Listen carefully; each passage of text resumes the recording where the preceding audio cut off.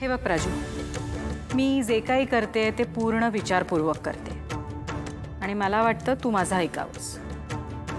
तुला माहितीच आहे, तू लग्न केल्याशिवाय तुझा ऋषी दादा लग्न करणार नाही. आणि तू काय ऋषी काय कधीतरी तुम्हाला लग्न करायचंच आहे. राजू, आय नो मागच्या वेळेला जे झालंय त्यामुळे तू घाबरलीस, पण त्यावेळेस माझी चूक होती. या वेळेला मी सगळी शहानिशा केली आहे.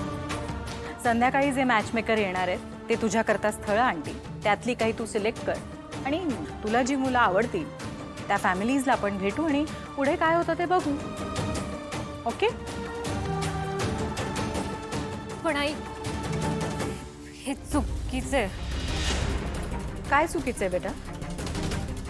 आई प्लीज, मला एवढ्या लवकर लग्न नाही करायचंय. माझं वय पण नाहीये लग्नाचं. मला शिकायचंय. ऑफकोर्स प्राजू, शिक्षण बंद करायचंच नाहीये. लग्नानंतर शिक्षण चालूच ठेवायचंय. आई प्लीज, तू रोहित दादा आणि ऋषी दादाला पण शिक्षण कंप्लीट करून दिलं होतंस ना? रोहित दादाने तर त्याच्या पसंतीने त्याच्या मनासारखं लग्न केलं. मग माझ्यावर हा अन्याय का? राजू, आपल्याला परत चुका रिपीट करायच्या नाही. आणि राजू, असं नाहीये ना की आज आपण स्थळ बघितलं की लगेच उद्या लग्न होतंय. मला वाटतं एखादं चांगलं स्थळ मिळालं तर तू लग्न करायलाच हवं. पण आई, बास, माझं बोलून झालंय. प्राजक्ता, कशाला एवढी ओरडतेस तिच्यावर? ऋषी, हे सगळं तुझ्यामुळे झालंय. तूच बोललास ना, राजूचं लग्न झाल्याशिवाय तू लग्न करणार नाहीस. सो आता जा आणि तिची समजूत काढ.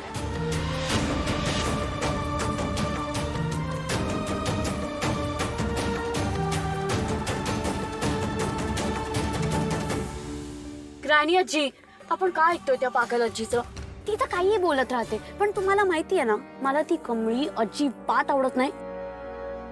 तिच्या अगेन्स्ट किती प्लॅन्स करायचे आणि ते सगळे फेलच होत आहेत. हा पण प्लॅन आता फेलच होईल असं वाटतंय. तिला ना ऍक्च्युली कॉलेजच्या बाहेर, घराच्या बाहेर असं फेकून द्यायला पाहिजे. शी डिझर्व्स दॅट, पण नाही. शांत होशील का बघा?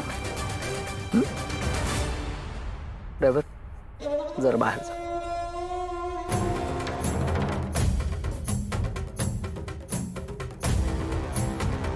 ए बाळा, हे बघ, एक गोष्ट लक्षात घे.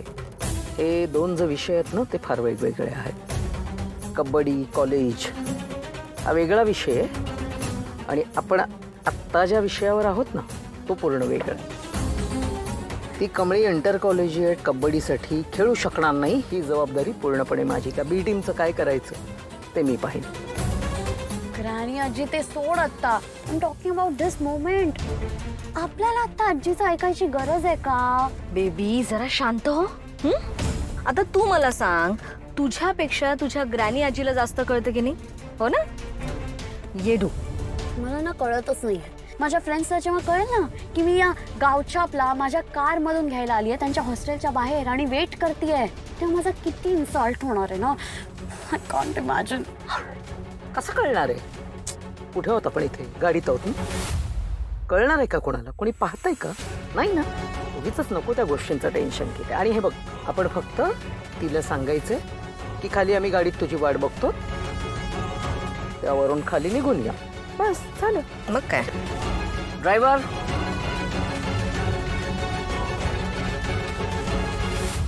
वर जायचं आणि त्या कमळी आणि निंगी आहेत ना, त्यांना सांगायचं खाली या, आम्ही खाली गाडीत वाट बघतोय. कळलं?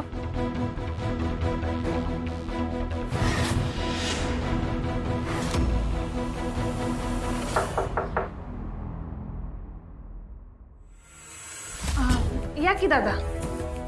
कमळी मॅडम, अन्नपूर्णा मॅडमच्या सांगण्यावरून अनिका मॅडमच्या आई आणि आजी तुम्हाला न्यायला आल्यात. गाडी हॉस्टेलच्या गेटवर थांबली आहे. कमळे, अगं चक्क तुला न्यायला बाहेर गाडी उभी आहे आणि ते बी स्वतः निकाची आई आणि ती कामिनी आजी का स्वतःहून आल्यात? हा सूर्य पश्चिमेला उगवला तर नाही ना व?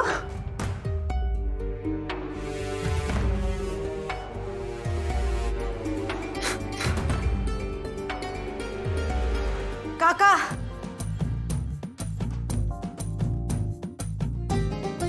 त्यासनी जाऊन सांगा कमळी येणार नाही, आणि कमळीला घेऊन जायचं असेल तर त्यांनी स्वतःवर येऊन तिला घेऊन जावं. हे जे मी काय बोललो ते जाऊन सांगा त्यासनी. हो हो ठीक आहे. कमळे अगं इकडे. अगं हे काय आणि तू डोसक्याला ताप करायला लागलेस? अगं कमळे, मी जे काय करायलोय ते बरोबरच करायलोय. आता तूच सांग की त्या कडू आजीनं कसं तुला हाताला धरून घराच्या बाहेर ढकललेलं आठवतंय ना व? आणि आता ती आली म्हणल्यावर तू लगेच तिच्या बरोबर जाणार आहेस वय, आणि मी बरी तुला जाऊ दे. आणि आता अन्नपूर्णा आजीने स्वतःहून सांगितलंय म्हणजे त्यासनी काय बी करून तुला इथनं न्यायलाच लागते. त्यासनी वर यायला काय झालंय? अगं होय, पण आपण त्यांच्यासारखं वागायला लागलो तर कसं चालेल निंगे? कमळे, अगं छत्रपती शिवाजी महाराजांनी काय शिकवलंय? स्वाभिमानावर जर कोण हात घालत असेल तर त्याचा हात मुळासकट उपटून टाकायचा.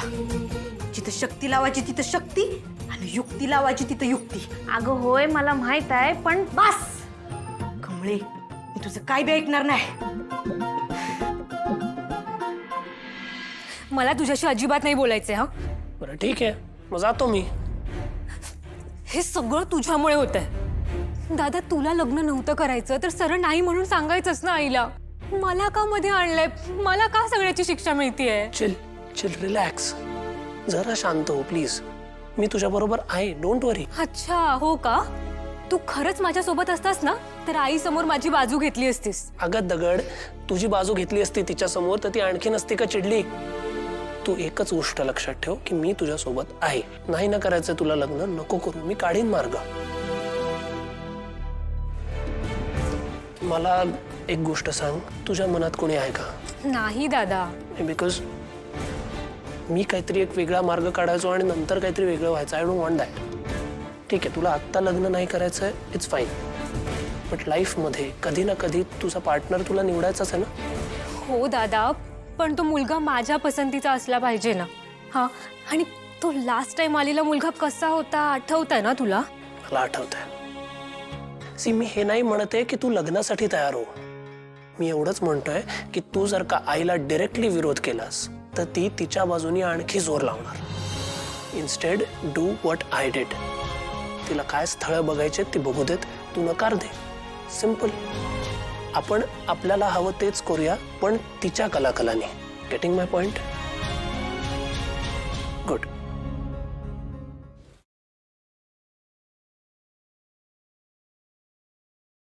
कमळी